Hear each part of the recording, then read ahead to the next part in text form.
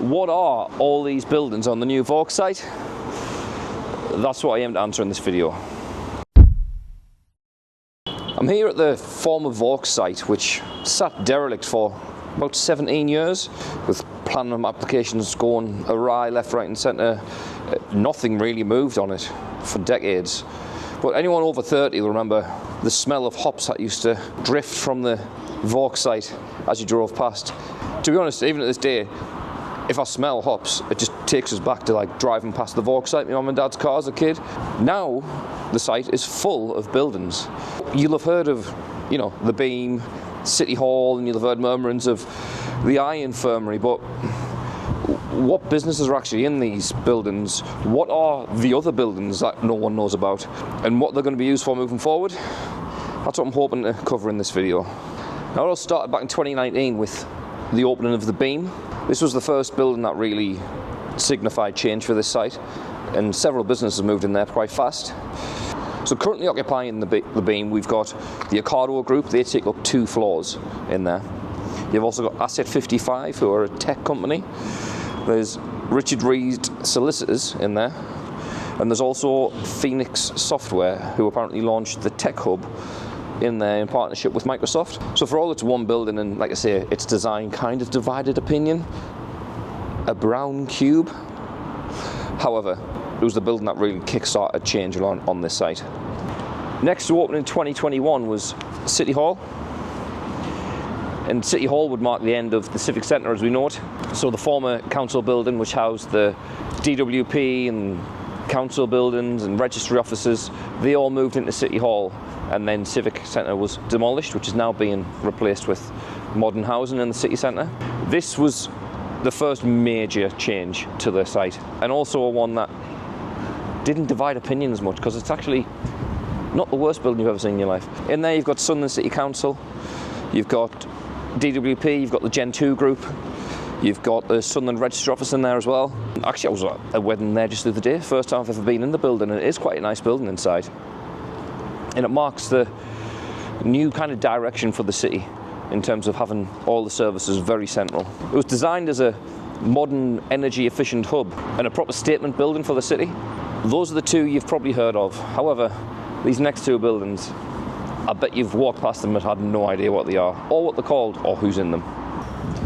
Next up, just behind City Hall, you've got a pair of twin buildings almost, Maker and Faber.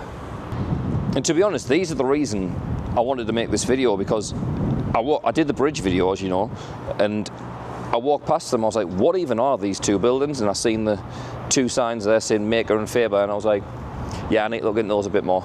So they're a pair of adjoining office buildings aimed at creative, tech and large professional companies looking for high-spec city centre space. But so far, Just Eat signed a 10-year lease for 18,000 square feet in Maker, in that one, and RSA Insurance has been announced as an occupier in Faber. At the moment, you've got Sunderland University doing an art exhibition in Maker. That's what it's being utilised for until, I imagine, Just Eat move in. What question I have though is, if Just Eat's taking up so much space in there, what's going to happen to their hub at Rainton Meadows? That took over the old N-Power building. There's still loads of space available in both buildings, but the hope behind building these 2 was that it will attract more footfall into the city centre and attract more businesses to come and occupy space right here in the heart of Sunderland. This is especially useful as Sunderland moves more away from retail in the city centre and more into leisure and entertainment. From the new bridge, you can really get a sense of the scale of what they've been building here. That's Faber, and that's Maker. And then behind that, you've got the City Hall, and you've got the Beam. And you've also got 2 of the residential buildings that they're building over here as well. You've got a green one there, and you've got a brick one over the way there. And this is going to form part of Riverside Sunderland's master plan. And what they're trying to do is build accommodation from the new bridge here all the way down the Riverside, so down past Home Bargains in the distance there, then down towards the Labour factory, right down Ayers Quay.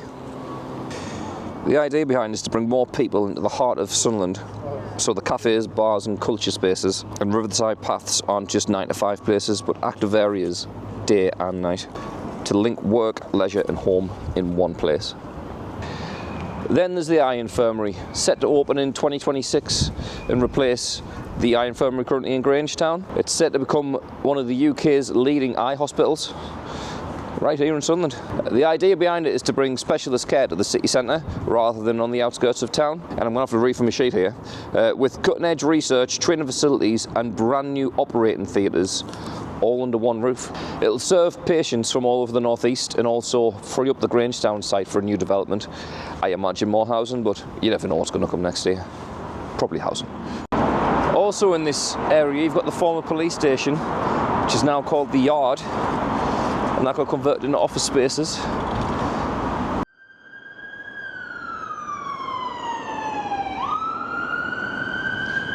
Very fitting to look at the drain horses opposite the old Vaux site.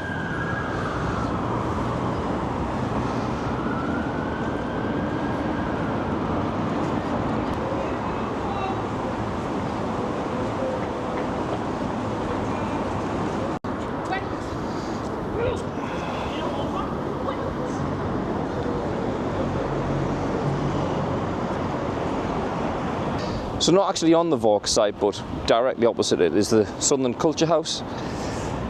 It's penciled to be open late 25, but it's clearly delayed. So I imagine it'll be 2026 before that's open now. But it's apparently going to be a centre for art and culture with exhibition areas, learning zones and a cafe. But yeah, that's what's next. And Ed Sheeran's just came on the telly. Handy.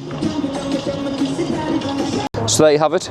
That's Riverside Sunderland, formerly the Vaux site. Now my question to you is, what do you think of the changes to the Vaux site? Would you have done something differently? Are you happy with what they've done here? I tell you what, it could have been a lot worse, because there was rumours for years that this was just going to be one big Tesco's. Now I think that would have been a travesty if that was what actually ended up on here.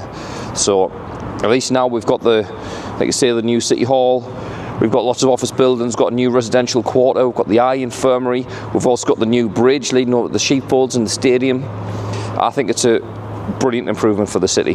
But I'll be covering more moving forward as well, so as events happen in this area and as new things open like the Culture House and the Eye Infirmary, I'll be definitely doing more videos to cover that. So if you like content around Sunderland, past, present and future, then please subscribe, also like and comment. But till the next one, see ya.